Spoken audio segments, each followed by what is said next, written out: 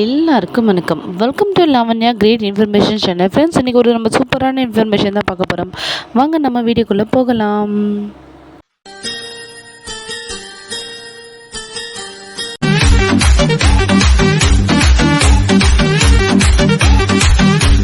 நம்ம எல்லாருமே வீட்டில் பயன்படுத்துகிற ஒரு முக்கியமான பொருள்னு பார்த்திங்கன்னா அரிசின்னு சொல்லலாம். இந்த அரிசியில் பார்த்திங்கன்னா சம்டைம்ஸ் பூச்சி வச்சிரும். அதாவது நம்ம குறிப்பிட்ட நாளுக்குள்ளே நம்ம அந்த அரிசியை யூஸ் பண்ணிடணும். அப்படி நம்ம அரிசியை யூஸ் பண்ணாமல் விட்டுட்டோம்னா அதை என்ன பண்ணணும்னா பூச்சி வச்சிரும். இது நீங்கள் எல்லாருமே நல்லா பார்த்துருப்பீங்க. எதுக்காக இந்த மாதிரி பூச்சியெல்லாம் வருதுன்னு சொல்லிட்டு பூச்சிகள் புழுக்கள்லாம் வருதுன்னு சொல்லிட்டு பார்த்திங்கன்னா, அதாவது அரிசியில் நார்ச்சத்து மிகவும் குறைவு. அதனால தான் ஈஸியாக பார்த்திங்கன்னா வண்டு பூச்சி புழு அப்படின்ற மாதிரி நம்ம அரிசியில் வந்தது.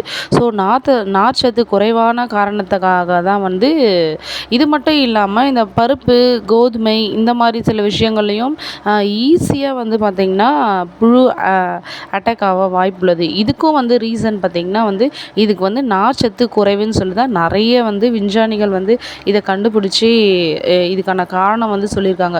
ஸோ இதில் மட்டும்தான் இப்படி இருக்கா? இந்த ப்ரௌன் அரிசி கருப்பு அரிசிலாம் சொல்கிறாங்க இல்லையா, அதிலெல்லாம் வண்டுகள் வராதா சீக்கிரமாக அப்படின்னு நீங்கள் கேட்டிங்கன்னா அதுலேயும் வண்டுகள் வரும். இப்போ அரிசி ஒன்று தான், அதில் கலர் மட்டும் மாறுறதால நார்ச்சத்து இதில் அதிகமாக போவதில்லை.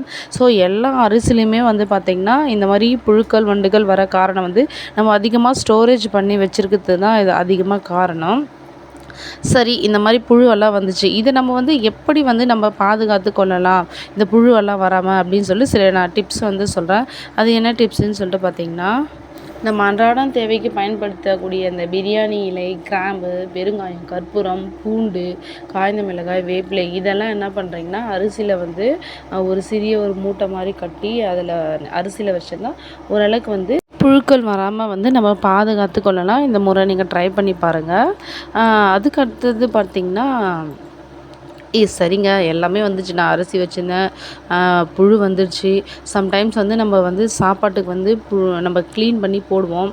அப்போ எல்லா புழுமே நம்ம க்ளீன் பண்ணி தான் கரெக்டாக போடுறோமான்றது நம்ம கொஷின் மார்க் தான். ஸோ இந்த மாதிரி இருக்கிற அரிசியை நாங்கள் சமையல் பண்ணி சாப்பிட்டோம், எங்களுக்கு எதுவுமே வராதா அப்படின்னு சொல்லிட்டு, எங்களுக்கு ஃபுட் பாய்சன் அந்த மாதிரி உடம்புக்கு எதுவும் ஆகாதா அப்படின்ற மாதிரி கேட்டிங்கன்னா, இந்த மாதிரி புழுக்கள் இந்த அரிசியை சமைச்சு சாப்பிட்டு உடம்பு சரியில்லாத போனவங்க லிஸ்ட் பார்த்திங்கன்னா ரொம்ப ரொம்ப ரொம்ப ரொம்ப கம்மி. இது அந்த அளவுக்கு பாதிப்பை ஏற்படுத்தாது. ஸோ நீங்கள் கவலைப்படாமல் கொஞ்சம் நல்லா நீங்கள் சமைக்கும்போது பார்த்து கொஞ்சம் க்ளீன் பண்ணி போட்டிங்கன்னா நம்ம ஹெல்த்துக்கு நம்ம பாதுகாத்துக்கலாம். தேங்க்யூ ஃப்ரெண்ட்ஸ், தேங்க்யூ ஃபார் வாட்சிங். இந்த வீடியோ உங்களுக்கு பிடிச்சிருக்குன்னு நினைக்கிறேன். தேங்க்யூ.